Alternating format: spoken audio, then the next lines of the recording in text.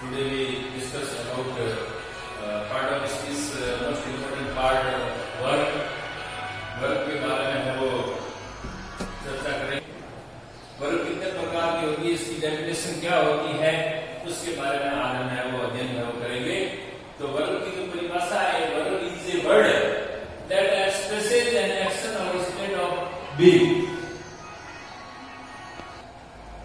क्रिया किसी शब्द का करना या होना पाया जाता है, उसे क्रिया कहते हैं। किसी शब्द का, किसी चीज का करना या होना पाया जाता है, उसको है वो क्रिया कहते हैं।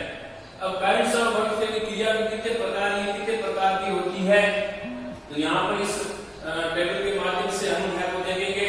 जैसे वर्ब है क्रिया, तो ये कितने प्रकार की होती है? 4 प्रकार की होती है, 1, 2, 3 और 4। पहले जो क्रिया होती है ट्रांजिटिव वर्ब होती है, जिसको बोलते हैं सकर्मक क्रिया। दूसरी होती है इंट्रांजिटिव वर्ब यानी अकर्मक क्रिया। तीसरी होती है लिंकिंग वर्ब यानी संयोजक क्रिया। चौथी होती है एक्सिलरी वर्ब यानी सहायक क्रिया। और एक्सिलरी वर्ब 2 प्रकार की होती है।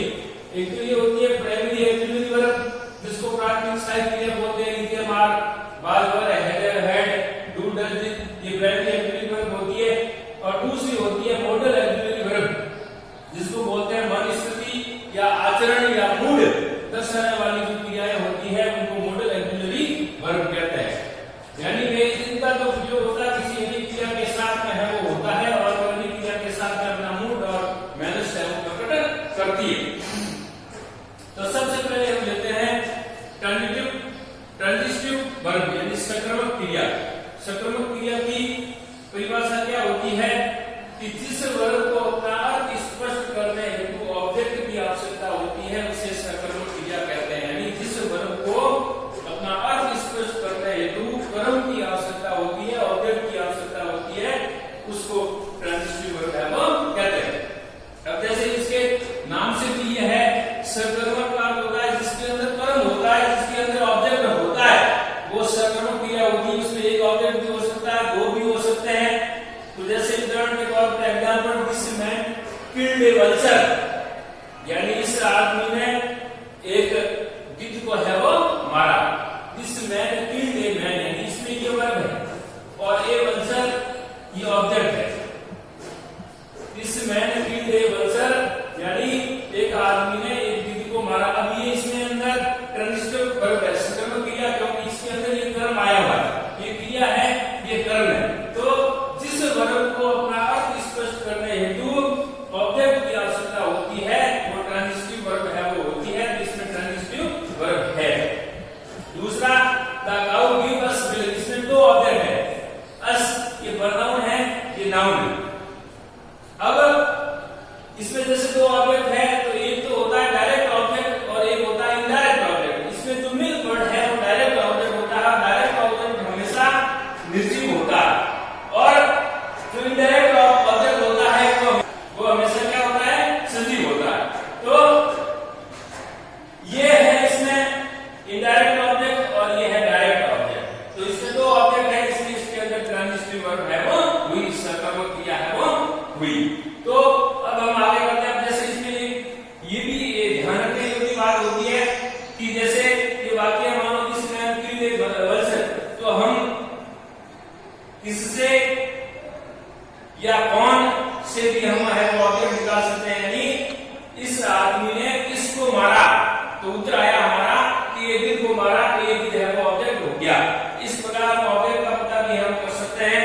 तो जिससे, किससे और किससे पर्सन लगाने से जो उत्तर मिल जाता है, उत्तर आ जाता है, वो हमारा ऑब्जेक्ट है वो होता है। तो ये थी ट्रांजिटिव वर्ब। अब हम करते हैं इंट्रांजिटिव वर्ब।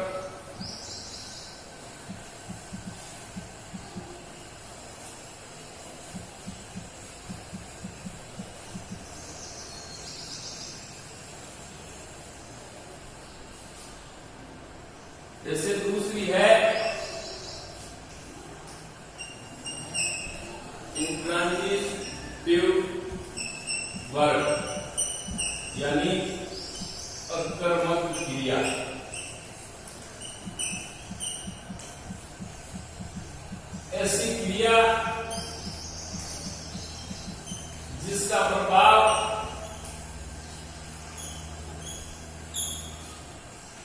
सब्जेक्ट पर ही पड़ता है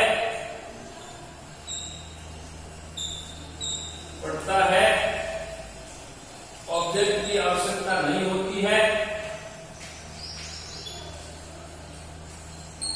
की आवश्यकता नहीं होती है, उसे अकर्मक क्रिया कहते हैं। क्रिया कहते हैं। जैसे एग्जाम्पल,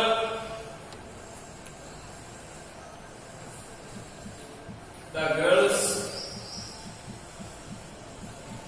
लव। दूसरा, द बस स्टॉप्ड। ये दो वाक्य मैंने लिखे। अब इसमें ऑब्जेक्ट नहीं है, आप क्वेश्चन कर सकते हो, क्या आप किससे प्रश्न कर सकते हो? द गर्ल्स लव, लड़कियां हंसती है। द बस स्टॉप, बस रुकी। अब इससे आप किससे और किससे से प्रश्न करोगे तो इसके अंदर ऑब्जेक्ट है वो नहीं आएगा, और जिसके अंदर ऑब्जेक्ट नहीं आता है वो अकर्मक क्रिया होती है, इंट्रांजिटिव वर्ब है वो होती है। जैसे ये सब्जेक्ट है, ये वर्ब है, ये सब्जेक्ट, ये वर्ब।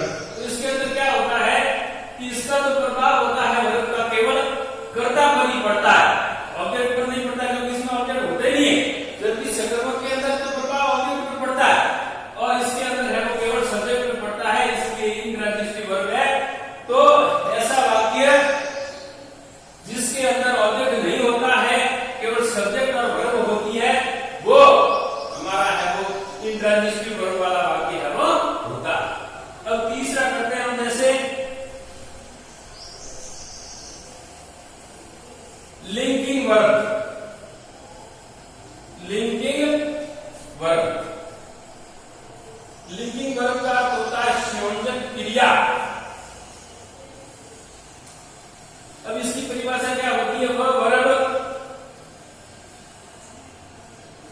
जो कर्ता को यानी सब्जेक्ट को उसके कंप्लीमेंट से जोड़ती है। कंप्लीमेंट यानी पूरक, कंप्लीमेंट का होता है पूरक से जोड़ती है, वह लिंकिंग वर्ब कहलाती है। वह लिंकिंग वर्ब कहलाती है। ये होती है लिंकिंग वर्ब की परिभाषा। जैसे लिंकिंग वर्ब का एग्जाम्पल देते हैं। एग्जाम्पल्स, पहला ही became happy। दूसरा, we were tired। तीसरा, राम इज इंटेलिजेंट। ये तीन वाक्य लिखे मैंने। ये वर्ब है, ये वर्ब है, ये वर्ब। तो इस तीनों वाक्यों के अंदर जो बिकेम, वर और इज, ये लिंकिंग वर्ब है। अब इसमें लिंकिंग वर्ब कौन सी है? Linking verb became, were, is, ये लिंकिंग वर्ब है। और ही, वी और राम है वो सब्जेक्ट है, और हैप्पी, प्राइड और इंटेलिजेंट कंप्लीमेंट है। कंप्लीमेंट की परिभाषा क्या होती है? कंप्लीमेंट, कंप्लीमेंट वो वर्ड होता है, वो शब्द होता है जो लिंकिंग वर्ब के बाद में आता है, वो कंप्लीमेंट होता है। लिंकिंग वर्ब के बाद वाला वर्ड, लिंकिंग वर्ब के बाद वाला वर्ड होता है, वो कंप्लीमेंट होता है। वो क्या होता है? कंप्लीमेंट होता है। तो ये होगी लिंकिंग वर्ब। अर्थात संयोजक क्रिया जो कर्ता को उसके कंप्लीमेंट से जोड़ती है, लिंकिंग वर्ब कहलाती है। ये लिंकिंग वर्ब है, ये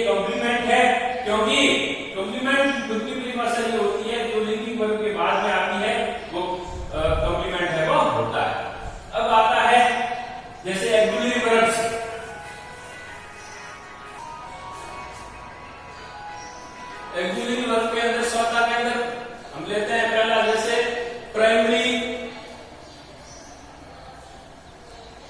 एक्सिलरी वर्ब यानी प्राथमिक सहायक क्रिया, प्राथमिक सहायक क्रियाएं ये होती है प्राइमरी एक्सिलरी वर्ब। अब इसमें कौन सी होती है, ये क्या होता है, इसमें ये मुख्य वर्ब की सहायता करती है, मुख्य वर्ब की सहायता करती है। कौन सी देखो, जैसे बी की EJMR और वाज वर्ब, एव की हैज, हैव और हैड, और डू की डू, डज और डिड, ये होती है प्राइमरी एक्सिलरी वर्ब जो मुख्य वर्ब की सहायता करती है। अब इसकी वजह से चौथा के अंदर B modal auxiliary verb, modal auxiliary verbs अर्थात वे क्रियाएं जो मूड को प्रदर्शित करती है, मेहनत को दर्शाती है, वो होती है मॉडल एक्सिलरी वर्ब्स। इसमें कौन सी होती है, जैसे ये क्या होता है, अन्य क्रिया के साथ में इसका प्रयोग होता है, अन्य क्रियाओं के साथ में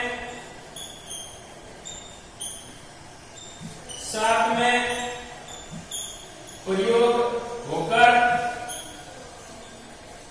मन स्थिति या आचरण को है वो दर्शाती है, या आचरण दर्शाती है, ये होती है मॉडल एक्सिलरी वर्ब्स। इसमें कौन सी होती है, जैसे can, could, make, might, will, would, shall, should, ought to, need not, must इत्यादि, इनको मॉडल एक्सिलरी वर्ब है वो बोलते हैं। ये अन्य क्रियाओं के साथ में इसका प्रयोग होता है और उसके साथ में प्रयोग करके ये मन स्थिति आचरण है वो व्यवहार को है वो दर्शाती है, ये होती है मॉडल एक्सिलरी वर्ब। तो विद्यार्थियों, ये थी क्रिया और उसके काइंड्स ऑफ वर्ब, क्रिया के प्रकार जो मैंने समझाया, transitive verb, intransitive verb, linking verb और एक्सिलरी वर्ब्स। एक्सिलरी वर्ब दो प्रकार के आपको बता दी मैंने, प्राइमरी एक्सिलरी वर्ब और मॉडल एक्सिलरी वर्ब। निश्चित रूप से आपको ये टॉपिक जरूर समझ में आया होगा और इससे आपको कुछ सीखने के लिए अवश्य मिलेगा। तो मेरे इस YouTube चैनल को ज्यादा से ज्यादा लाइक करना, शेयर करना, सब्सक्राइब करना, और कोई प्रॉब्लम हो तो मुझे है वो कमेंट बॉक्स में या कॉल करके है वो बताना।